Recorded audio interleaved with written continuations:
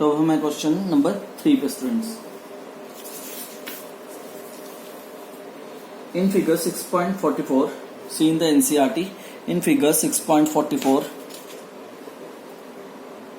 ABC and DBC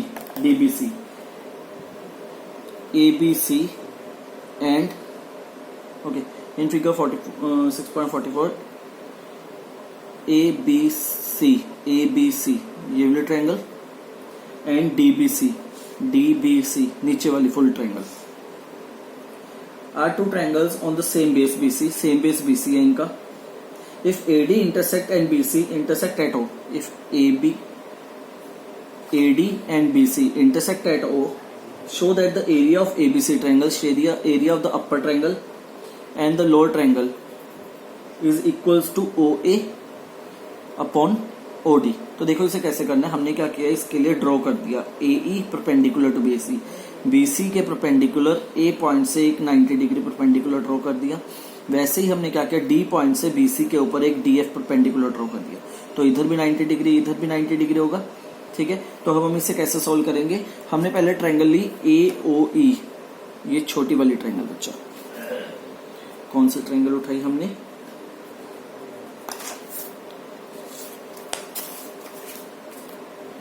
एक ये छोटी वाली ट्रायंगल AOE और DFO, ये छोटी ट्रायंगल, ये दोनों छोटी ट्रायंगल्स उठाई हमने। ठीक है, इसमें angle 1 equals to 2, angle 1 equals to 2 vertically opposite angle, angle 3 and 4 each 90 degree. तो ए क्राइटेरियन से दोनों ट्रायंगल सिमिलर हो गए। अगर दोनों ट्रायंगल सिमिलर हो गई तो अब रेशो लिखनी है। देखो रेशो कैसे लिखनी है, AE अपॉन FD, रेशो ले ली इसकी परपेंडिकुलर्स की, AE upon FD equals to AO upon OD। अब सेकेंड थिंग, दोनों ट्रायंगल सिमिलर भी हैं, तो सेकेंड थिंग क्या मिल सकती है, area of triangle ABC is equals to upon the area of triangle DBC। हमने क्या था क्वेश्चन में, हमारे पास था दोनों ट्रायंगल्स की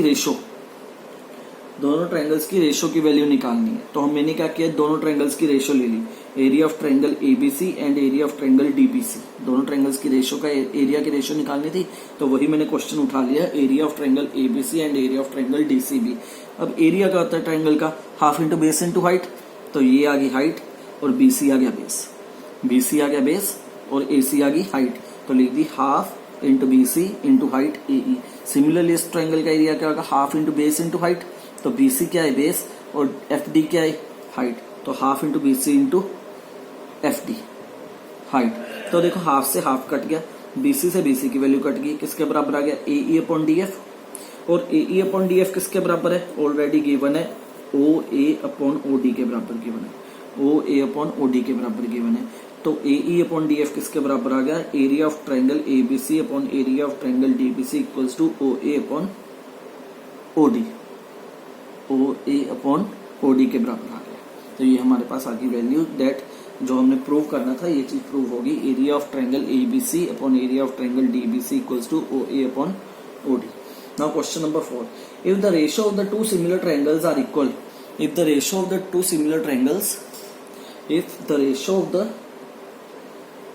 area of the two similar triangles are equal, दो सिमिलर ट्रायंगल्स हमें गिवन है, कह रहे दो सिमिलर ट्रायंगल्स का एरिया भी आपस में इक्वल है, इक्वल है। If the area of the two similar triangles are equal, दो सिमिलर ट्रायंगल्स का एरिया भी इक्वल है, then prove that they are congruent. ये प्रूव करने कि वो आपस में क्या है, कॉन्ग्रुएंट है। क्या प्रूव करने कि ये दोनों आपस में क्या है, हमने कि ये दोनों आपस में क्या है, कॉन्ग्रुएंट है। देखो कैसे प्रूव करेंगे, इन let triangle ABC and PQR, जो क्या है आपस में गिवन है कि आपस में क्या है, सिमिलर है। अगर ये दोनों ट्रायंगल्स आपस में सिमिलर है तो दोनों ट्रायंगल्स की एरिया का रेशो इनकी कॉरस्पॉन्डिंग साइड्स के स्क्वायर के बराबर होगा। तो मैंने तीनों के तीनों लिख लिए, AB अपॉन PQ का स्क्वायर, AC अपॉन PR का square and BC upon QR का स्क्वायर, तीनों के तीनों लिख लिए। ठीक है, अब एक एक करके शुरू करते हैं। बच्चों अगर दोनों का एरिया इक्वल है अगर दोनों ट्रायंगल्स का एरिया इक्वल है तो मैं लिख सकता हूँ area of triangle ABC upon triangle PQR equals to 1, that is 1/1। Ratio बराबर है तो 1 आएगी, एरिया बराबर है अगर तो 1 आएगा। तो फ्रॉम इक्वेशन 1 एंड 2 ये एक इक्वेशन है, ये इक्वेशन नंबर 1 है, area of triangle ABC, area of triangle PQR, यहाँ भी एरिया ऑफ ट्रायंगल ABC और PQR है। तो हम क्या करेंगे, एक एक करके कंपेयर करेंगे from equation 1 and 2। From equation 1 and 2, 1 and 2 से क्या मिल गया, इसका मतलब left hand side equals to left hand side है, तो इसकी जो राइट हैंड साइड है ये वाली, ये सारी की सारी 1 के बराबर है। इसका मतलब AB square upon PQ square equals to BC square upon QR square equals to CA square upon PR square 1 के बराबर होंगे। यहाँ 1 है राइट हैंड साइड में, तो इसका मतलब AB अपॉन PQ भी 1 के बराबर होगा, BC अपॉन QR भी 1 के बराबर होगा और CA अपॉन PR भी 1 के बराबर होगा। तो तीनों को एक एक करके मैंने 1 के बराबर रख दिया। पहले AB square upon PQ square 1 के बराबर, स्क्वायर उधर जाके रूट होगा, रूट 1 की वैल्यू 1, तो AB upon PQ, AB equal to PQ आ गया। सिमिलरली यहाँ पे स्क्वायर उधर जाके रूट हो जाएगा, रूट 1 की वैल्यू 1 ही होती है, तो BC इक्वल्स टू QR आ जाएगा। सिमिलरली यहाँ पे CA इक्वल्स टू PR आ जाएगा। अब लिखेंगे in triangle ABC and PQ है, हमने कॉन्ग्रेंट करना है, तो कॉन्ग्रेंट के रूल्स लगेंगे 9th वाले। उसमें क्या होता है, साइड्स इक्वल होती हैं, रेशो में नहीं होती, कॉन्ग्रेंट में साइड्स इक्वल होती हैं। तो triangle ABC and PQR, AB equals to PQ, AB equals to PQ, AC equals to PR and BC equals to QR. So by side property I can say that both triangles are congruent. Both triangles are congruent. Next. Question number 5. D, E, F are respectively the midpoints of the side AB, BC and CA of triangle ABC. एक ABC triangle बना ली, इसमें क्या है, हमें given है कि D, E, F क्या है, मिड पॉइंट्स है। D, E, F क्या है, मिड पॉइंट्स है इसके।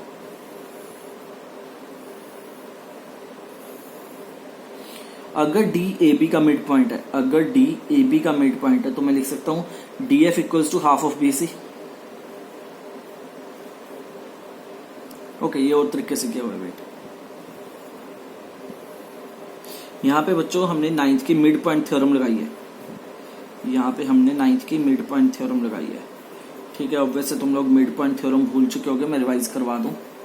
मिड पॉइंट थ्योरम होती थी, अगर एक ट्रायंगल में ABC in a ABC triangle and if D and E are the mid points, then DE are the mid points, then DE line is parallel to BC, DE line is parallel to BC and DE line equals to half of BC। याद हो अगर 9th class में किया था quadrilateral chapter में, last exercise mid point theorem. अगर किसी triangle में DE उसके मिड पॉइंट्स हैं तो line joining by the mid points of the two sides is parallel to the third side and half of the third side. तो DE क्या होगी, BC के पैरेलल और हाफ ऑफ BC। तो similarly यही लगा रहा हूं, if ABC is a triangle DF are the mid points, तो DF लाइन क्या होगी, हाफ ऑफ BC। तो यही मैंने लिख दिया by mid point theorem. Similarly F और E भी मिड पॉइंट्स है, तो FE क्या होंगे, half of AB, half of AB mid point. वैसे ही D और E क्या है, मिड पॉइंट्स है, तो DE भी क्या होंगे, हाफ ऑफ AC। तो DE भी क्या होंगे, half of AC by mid point theorem. तो देखो अब इसे कैसे यूज कर रहा हूं मैं, जो ये सोल्यूशन निकाला है, DF BC को DF के नीचे ले आया, BC को DF के नीचे, तो DF अपॉन BC 1/2 हुआ, तो वैसे DF अपॉन BC 1/2 हो गया। वैसे ही AB को EF के नीचे ले आया, AB को EF के नीचे ले आया, तो क्या बना, EF upon AB equals to half, EF upon AB equals to half. ठीक है, तो यहां पे लिख लेता हूं क्या बनेगा, ये DF upon BC equals to half, इससे ये बन गया। इससे क्या बना, EF upon AB equals to half. Third वाले से क्या बना, DE upon CA equals to half. तो देखो तीनों के तीनों हाफ के बराबर है, तो इसका मतलब तीनों की रेशो बराबर होगी। अगर तीनों की रेशो बराबर होगी तो मैं कह सकता हूं DEF, कौन कौन से ट्रायंगल्स उठाई, DEF सेंटर वाली ट्रायंगल और एक पूरी ट्रायंगल। कौन कौन से ट्रायंगल उठाई, एक सेंटर वाली DEF और एक पूरी ट्रायंगल। तो रेशो देखो क्या बनी, DF अपॉन BC, DF छोटे ट्रायंगल की लाइन आ गई, ओके, तो BC पूरी ट्रायंगल की लाइन आ गई, बन गई दोनों की रेशो, एक छोटी ट्रायंगल और एक बड़ी ट्रायंगल की side. DE upon CA, DE एक छोटी ट्रायंगल की साइड और AC बड़ी ट्रायंगल की side. EF upon AB, EF छोटे ट्रायंगल की साइड और AB पूरी ट्रायंगल की साइड। तो दोनों साइड्स बाय SSS सिमिलैरिटी क्या होगी, सिमिलर होगी। अगर ये सिमिलर होगी तो इनके एरिया किसके बराबर है, किसी भी साइड के स्क्वायर के बराबर।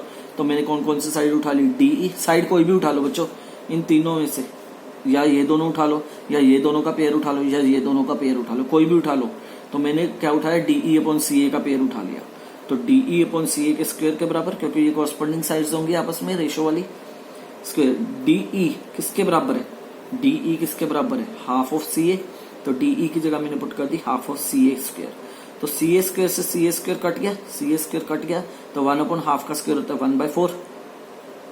तो 1/4 उसकी रेशो आ गई। Question number 6, prove that the ratio of the area of the two triangles is equal to the square of the ratio of the corresponding medians. अब हमें क्या प्रूव करना है कि अगर दोनों ट्रायंगल्स आपस में सिमिलर हैं, अगर दोनों ट्रायंगल्स आपस में सिमिलर हो जाएं तो इनका एरिया मीडियन के स्क्वायर्स के बराबर भी होगा, रेशो ऑफ देयर मीडियंस के बराबर भी होगा। अब तक तो हमने किया उनके साइड्स के स्क्वायर के बराबर, अब ये कह रहा है ये भी प्रूव करना है कि मीडियन के स्क्वायर के बराबर भी होगा। ठीक है, तो देखो कैसे करना है। मैंने ये question, draw a triangle ABC triangle draw की, PQR एक और ट्रायंगल ड्रॉ की, इन विच AD is a median and on BC, AD is a median on BC। अगर AD मीडियन है, मीडियन याद है क्या करता है, जिस लाइन के ऊपर गिरता है उसे 2 इक्वल हाफ्स में डिवाइड कर देता है। वैसे PQ मीडियन है तो वो भी QR साइड को 2 इक्वल हाफ्स में डिवाइड कर देगा। therefore QM equals to MR। ठीक है,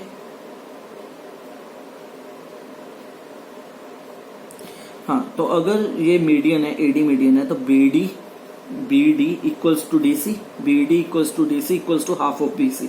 similarly QM equals to MR, half of QR, half of QR के बराबर होगा। क्यों, क्योंकि D भी मिड पॉइंट बन चुका है, M भी मिड पॉइंट बन चुका है। अगर AD मीडियन है तो D भी मिड पॉइंट होगा, अगर PM मीडियन है तो M भी मिड पॉइंट होगा। Now in triangle ABC and PQR, दोनों पूरी की पूरी ट्रायंगल की बात कर रहे हैं।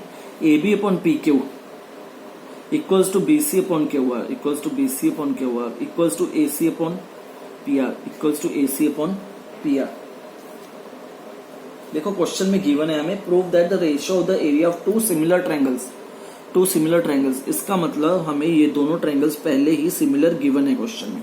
अगर दोनों ट्रायंगल्स पहले ही गिवन है सिमिलर क्वेश्चन में, तो इसका मतलब इनकी साइड्स की रेशो आपस में इक्वल होंगे और इसके एंगल्स भी इक्वल होंगे। तो दो चीजें मिल गई मुझे यहाँ से, साइड्स की रेशो भी आपस में इक्वल है और एंगल्स भी आपस में इक्वल है। तो देखो मैंने क्या किया, पहले इन दोनों साइड्स को यूज किया, AB upon PQ equals to BC upon QR। BC line को मैं लिख सकता हूँ half of BD, double of BD। BC line को मैं लिख सकता हूँ 2 उधर जाके मल्टीप्लाई हो जाएगा, डबल ऑफ BD। क्यों, क्योंकि BC लाइन क्या है, BD लाइन क्या है, BC का हाफ है, तो इसका मतलब BC क्या होगी, अगर मैं BD का डबल कर दूं तो BC बन जाएगी, तो डबल ऑफ BD लिख दिया। वैसे ही QR को क्या लिख दिया, QM हाफ है उसका, तो डबल ऑफ QM क्या आ जाएगा, पूरी लाइन, तो डबल ऑफ QM, 2 से 2 कट गया, तो AB equals to BD upon QM आ गया यहाँ से। नाउ इन ट्रायंगल ABD, अब ये एक छोटी ट्रायंगल ये वाली ABD और एक ये छोटी ट्रायंगल PQM, ये उठाइए हमने, ये छोटी ट्रायंगल और ये छोटी ट्रायंगल। देखो हमें AB upon PQ and BD upon QM, ये पहले ही गिवन था, ये हमने प्रूव किया यहाँ पे, तो यहाँ पे लिख देंगे प्रूव्ड अबव। ये पहले प्रूव्ड अबव हो गया। ठीक है, angle Q equals to angle B, ये पहले ही गिवन है हमें क्वेश्चन में, Q इक्वल्स टू B, तो क्या बन गया, साइड एंगल साइड से दोनों ट्रायंगल्स क्या हो गया, आपस में सिमिलर। अगर दोनों ट्रायंगल सिमिलर होगी तो उनकी साइड्स की रेशो आपस में इक्वल होगी, तो मैंने लिख दिया AB अपॉन PQ, एक साइड यही उठानी है बच्चों, AB upon PQ equals to, अब जो उनके मीडियंस है, क्योंकि छोटे ट्रायंगल यूज कर रहे हैं तो मीडियन आएंगे बीच में, अब तो लिख दिया AD अपॉन PM। तो हमें एक और चीज मिल गई, हमें ये दोनों ट्रायंगल्स की को सिमिलर करके, ठीक है, दोनों ट्रायंगल्स को सिमिलर करके हमें ये चीज मिल गई। अब देखो दोनों ट्रायंगल्स अगर आपस में सिमिलर हैं, अगर दोनों ट्रायंगल्स आपस में सिमिलर हैं तो दोनों ट्रायंगल्स का एरिया किसके बराबर होगा, इसकी किसी भी साइड्स के रेशो के बराबर। तो मैंने वही साइड उठानी है A B upon P Q, तो A B square upon P Q square, A B square upon P Q square, A B upon P Q का होल स्क्वायर। तो A B upon P Q का whole square, A B upon P Q किसके बराबर है, A B upon P Q किसके बराबर है, A D upon P M. तो इसकी जगह पे मैंने लिख दिया ए D upon P M. Hence prove हो गया कि area of the square of one triangle upon second triangle also equals to the square of their medians, square of their medians, ratio of the square of their medians. कुछ नहीं करना बच्चों, मैंने पहले क्या किया, पूरी की पूरी ट्रायंगल को सिमिलर कर लिया, पूरी की पूरी ट्रायंगल सिमिलर गिवन है, वहां से मैंने एक प्रॉपर्टी उठा ली, A B upon P Q equals to B D upon Q M, ये चीज बना ली। अब A B upon P Q और B D upon Q M इन दोनों ट्रायंगल्स का पार्ट है, तो इन दोनों ट्रायंगल्स को सिमिलर कर लिया। दोनों ट्रायंगल सिमिलर हो गए तो वहां से मैंने निकाल लिया A B upon P Q equals to their median. अब मुझे मीडियन की रेशो मिल चुकी है, अब मुझे मीडियन की रेशो बस यहाँ पे पुट करनी है, क्योंकि मुझे पता है अगर दोनों ट्रायंगल सिमिलर है तो इनका एरिया इन दोनों साइड्स की स्क्वायर के बराबर है, और ये दोनों साइड्स ऑलरेडी मीडियन के रेशो के बराबर है, तो उसकी जगह मैंने मीडियन की रेशो पुट कर दी। Clear?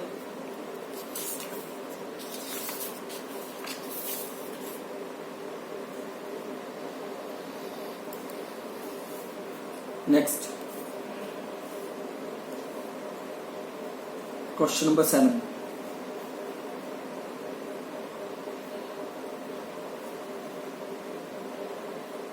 Prove that the area of the equilateral triangle, the area, ध्यान से समझना बच्चों, ये बहुत इजी क्वेश्चन है, कुछ नहीं है इसमें। Prove that the area of an equilateral triangle described on the one side of a square। तो ट्रायंगल कैसे बन रही है, हम पहले क्या कर रहे हैं, वो एक स्क्वायर है हमारे पास, एक स्क्वायर की एक साइड के ऊपर इक्विलेटरल ट्रायंगल बनी हुई है, एक साइड के ऊपर इक्विलेटरल ट्रायंगल बनी है, तो मैंने यहाँ पे एक इक्विलेटरल ट्रायंगल बना ली, मान लो ये बना ली इक्विलेटरल ट्रायंगल। अगर ये इक्विलेटरल ट्रायंगल बनाइए, साइड क्या होती है स्क्वायर की, चारों बराबर होती है, ए ए ए। अगर ये ए है तो ये साइड भी ए ए होगी, क्योंकि ये इक्विलेटरल ट्रायंगल है।